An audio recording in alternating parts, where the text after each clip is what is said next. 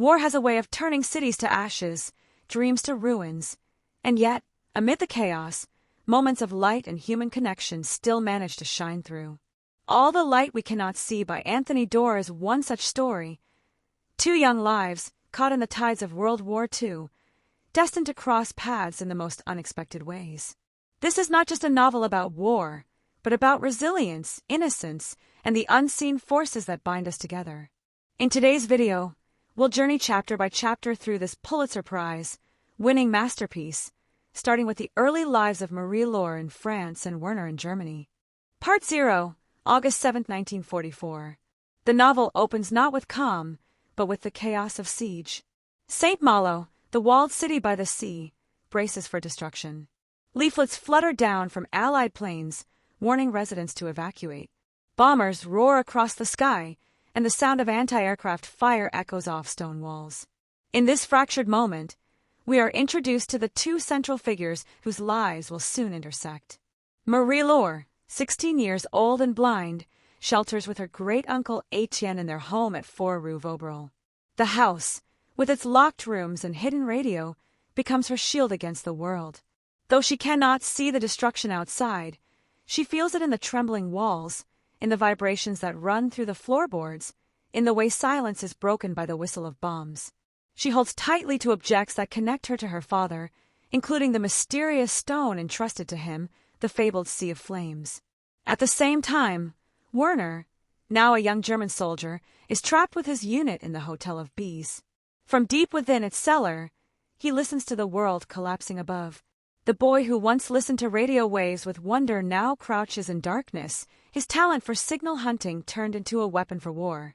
Yet even here, as the walls shake, he senses that the invisible threads of sound and voice may lead him somewhere unexpected.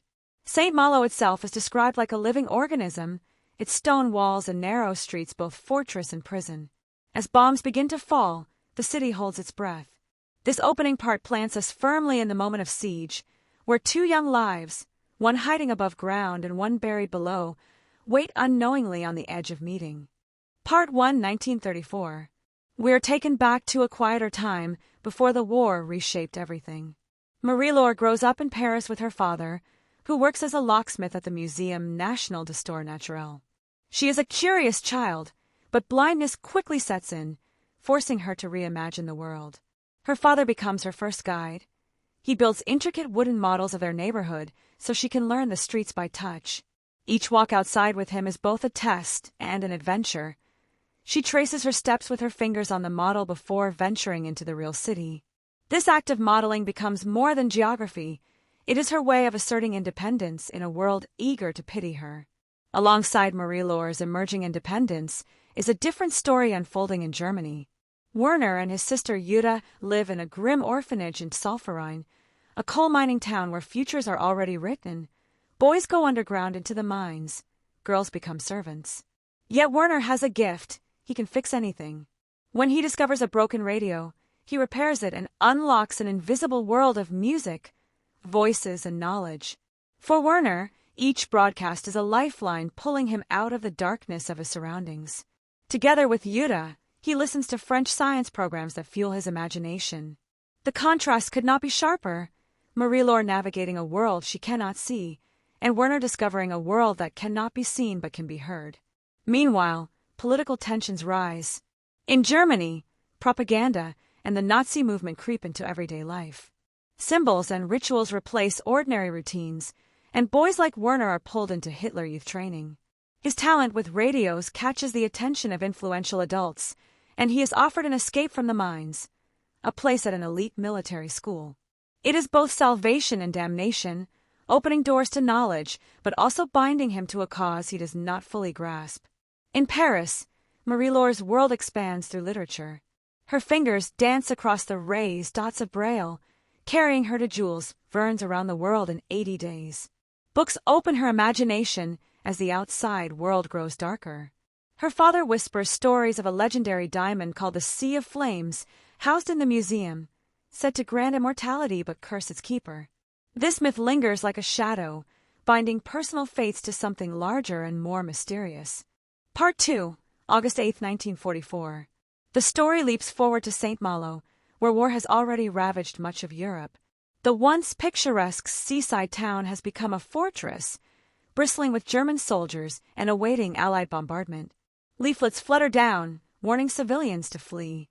Inside number 4 Rue Vauberel, Marie-Laure is now a teenager, sheltering with her great-uncle Etienne, a reclusive man haunted by trauma from the First World War.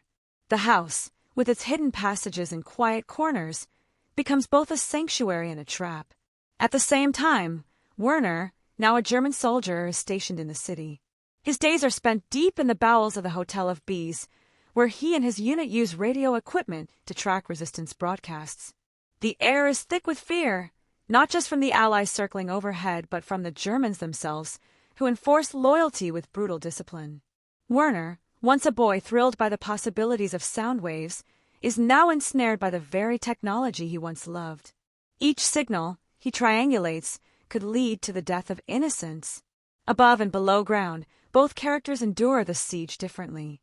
For Marie-Laure, every sound, a creaking floorboard, a shell exploding outside, is magnified by her blindness. For Werner, every silence is weighted. Silence could mean safety, or it could mean the resistance has gone deeper into hiding. St. Malo itself is a living character here, its walls trembling under bombardment, its narrow streets holding stories that will soon converge. Part 3, June 1940. Rewinding again, we see how Marie-Laure and her father flee Paris as German troops march in. The exodus clogs the roads with carts, bicycles, and frightened families carrying whatever they can manage. Her father clutches the secret of the museum, entrusted with a diamond, or perhaps one of 3 fakes. He does not know whether he carries the real sea of flames. To Marie-Laure, it is simply a stone in a pouch, heavy with her father's nervousness. They travel to St. Malo, where her great-uncle Etienne lives, and the city becomes their new home. Etienne is eccentric, plagued by agoraphobia, yet deeply kind. His massive house is filled with the ghosts of the past, with rooms sealed off and radios hidden away.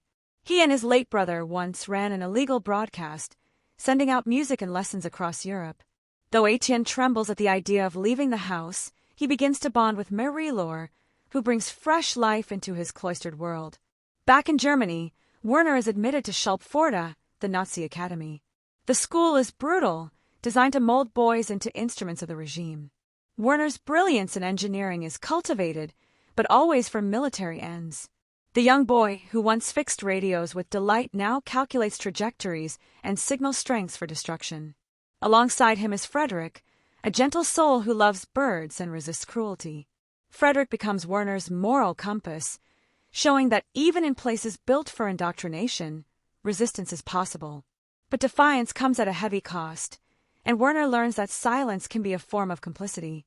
In St. Malo, Madame Manek, the loyal housekeeper, encourages Marie-Laure and Etienne to resist in small ways. She organizes the so-called Old Ladies Resistance Club, elderly women who gather gossip, pass messages, and perform subtle acts of rebellion. Through her, Marie-Laure begins to see that bravery does not always roar, sometimes it whispers. Part 4, August 8, 1944.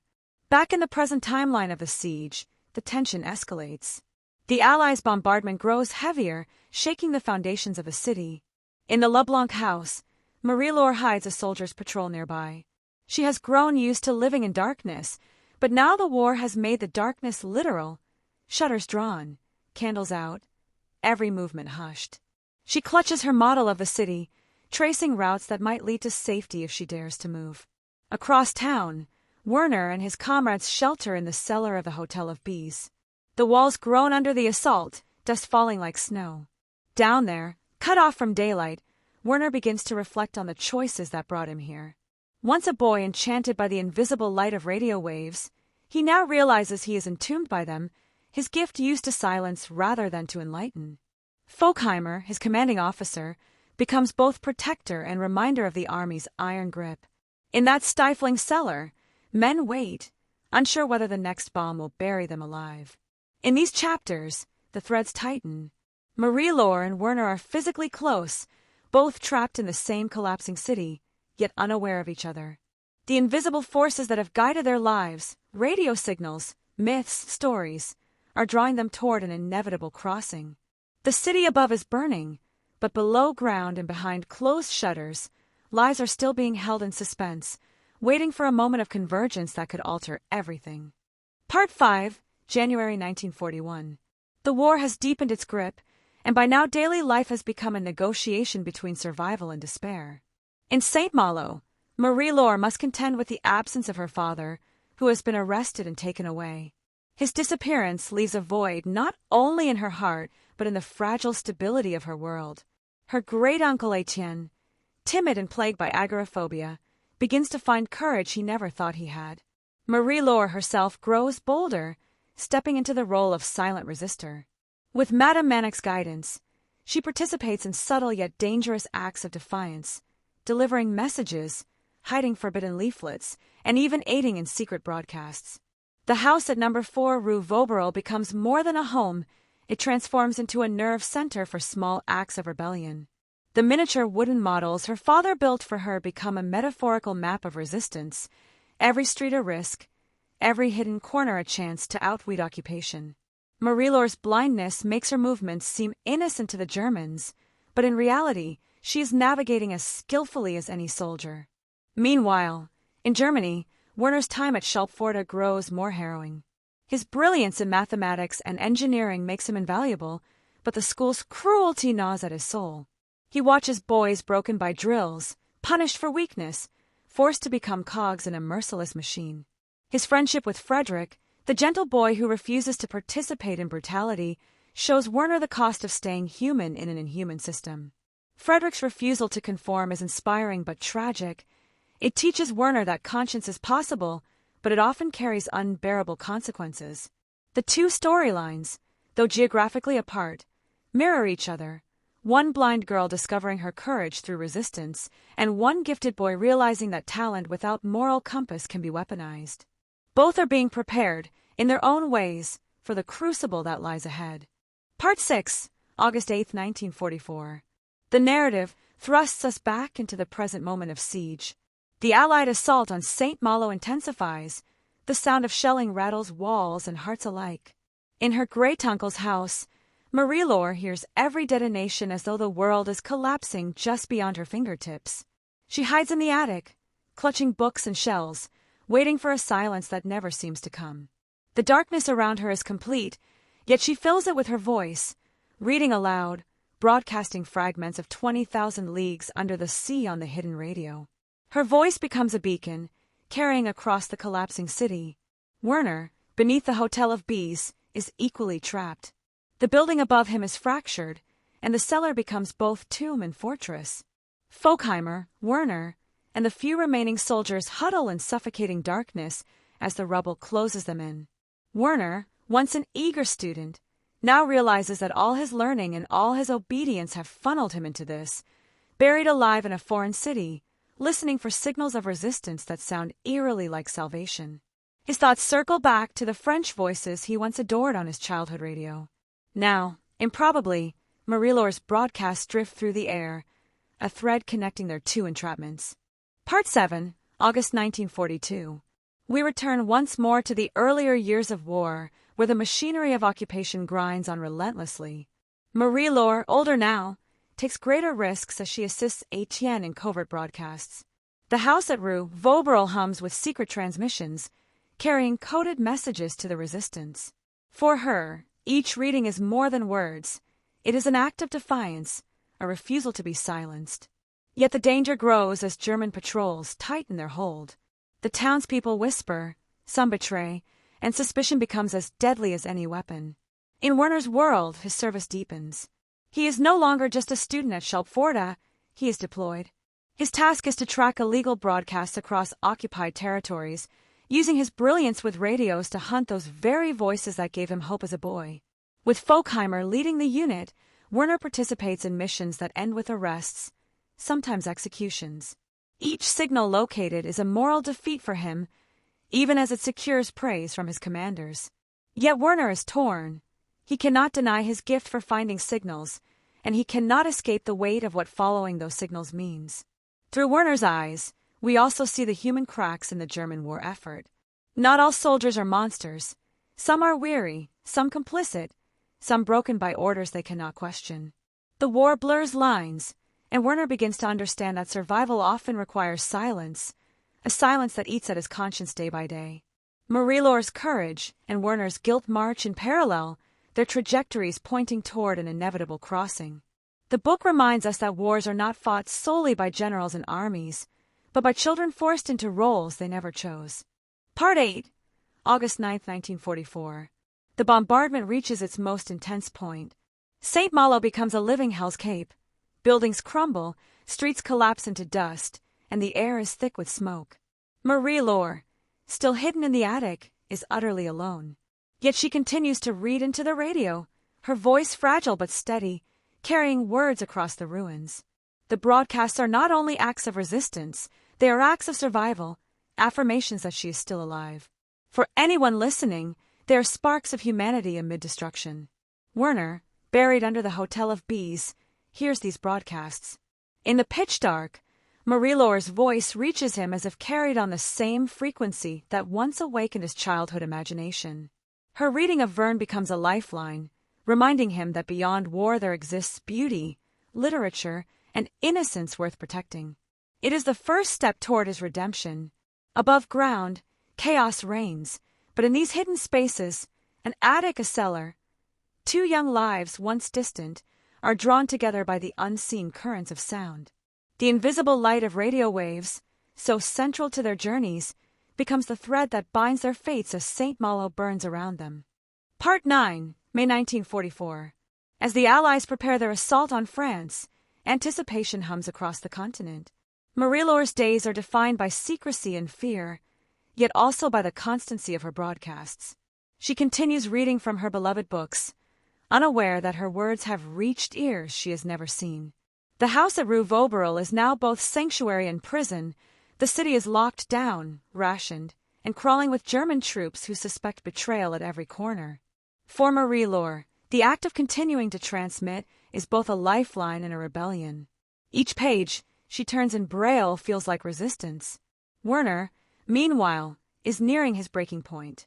His unit traverses occupied territories, hunting clandestine transmissions, yet the war has grown chaotic, its purpose blurred. He follows orders, but doubts creep deeper. For every voice they silence, Werner feels a loss within himself. In May of 1944, he begins to glimpse the unraveling of the German front. His fate, tied so closely to radio waves, is about to intersect with the very voice that has become his anchor in darkness. Part 10, August 12, 1944. The city of St. Malo lies shattered. Fires rage, walls collapse, and the siege nears its violent conclusion.